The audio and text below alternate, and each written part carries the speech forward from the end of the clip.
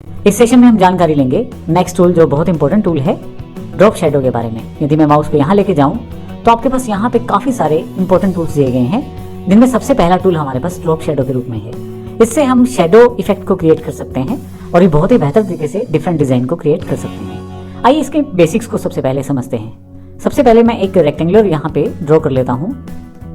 Default settings के साथ मेरे पास वो रेक्टेंगुलर ड्रॉ हो गया है। अब यहाँ पे मैं ड्रॉप शेडो टूल को सिलेक्ट कर लेता हूँ। आप देखेंगे माउस के कर्सर के साथ ड्रॉप शेडो टूल का एक छोटा सा आइकॉन अवेलेबल है। अब मैं यहाँ पे क्लिक करता हूँ शेडो के लिए। आप देखेंगे कि शेडो यहाँ मेरे पास एक इफेक्ट के रूप में आ रही है। हालांकि अभी प्रीव्यू नहीं है, लेकिन जैसे ही मैं इसको क्लिक करके छोड़ूंगा मेरे पास शेडो इफेक्ट क्रिएट हो जाएगा। जो सिलेक्शन मेरे पास पहले दिखाई गई थी उस सिलेक्शन के अकॉर्डिंग मेरे पास ये शेडो अवेलेबल हुई है।